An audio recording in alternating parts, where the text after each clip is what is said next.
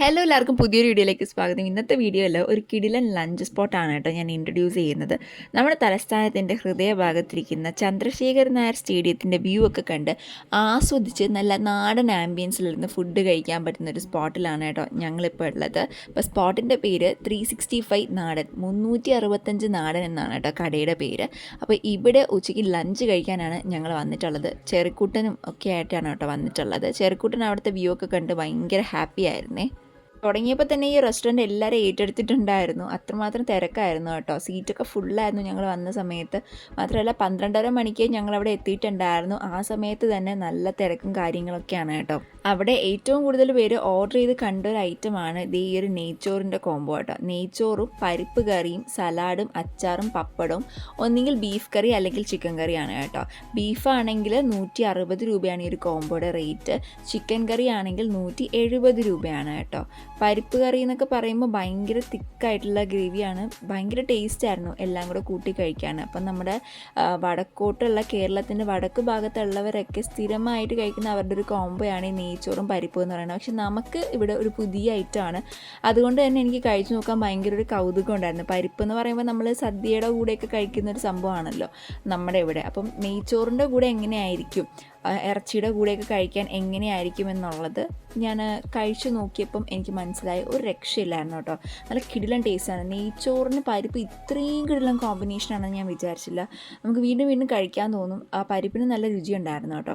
ഞാൻ ചിക്കൻ്റെ കൂടെയും ബീഫിൻ്റെ കൂടെയും കഴിച്ചു നോക്കി. എനിക്കിഷ്ടപ്പെട്ടത് കഴിച്ചപ്പോൾ ബീഫിൻ്റെ കൂടെയാണ് കേട്ടോ. ചിക്കനേക്കാൾ എനിക്ക് ബീഫാണ് ഈ ഒരു കോംബോയ്ക്ക് പറ്റിയതായിട്ട് എനിക്ക് തോന്നിയത്.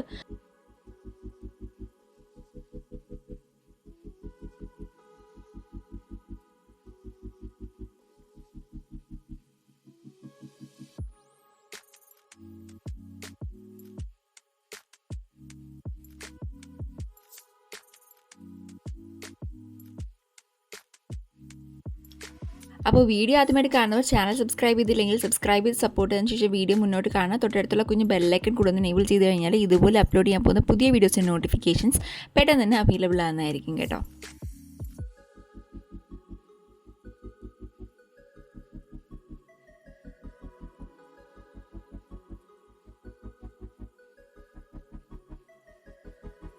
പിന്നെ ബിരിയാണി വേണമെന്നുള്ളവർക്ക് ബിരിയാണി അവിടെ ഉണ്ട് കേട്ടോ.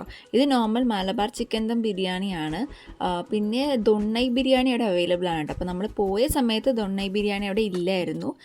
നോർമൽ മലബാർ ചിക്കൻ ദം ബിരിയാണിയാണ് കേട്ടോ കഴിച്ചത്. ഒരു മുട്ടയും അത്യാവശ്യം പീസസ് ഒക്കെ വരുന്ന നോർമലായിട്ട് സലാഡും അച്ചാറും പപ്പടവും ഒക്കെ കൂടെ ചേർന്ന് വരുന്ന ഒരു ബിരിയാണിയാണേ.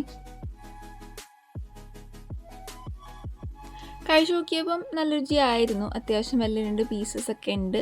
അത്യാവശ്യം നല്ല ക്വാണ്ടിറ്റിയിൽ സെർവ് ചെയ്യുന്ന ബിരിയാണിയാണ്. സലാഡും അച്ചാറും എല്ലാം കൂടെ കൂട്ടി കഴിക്കുമ്പോൾ ഒരു വർത്തായിട്ടുള്ള ബിരിയാണിയാണ് കേട്ടോ. നൈസാണ്.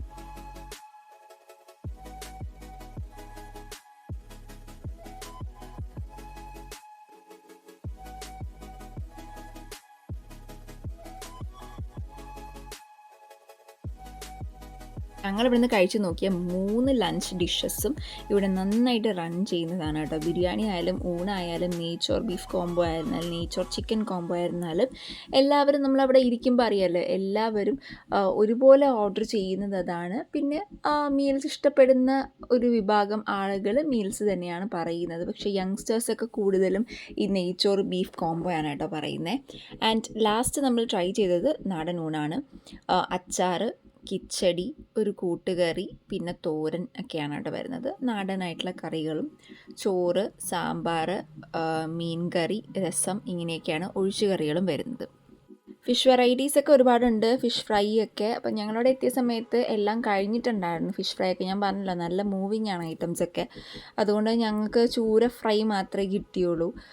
ചൂര ഫ്രൈ നല്ല ടേസ്റ്റ് ആയിരുന്നു കേട്ടോ. മസാലയൊക്കെ കൊള്ളാം, നല്ല രുചിയുണ്ടായിരുന്നു.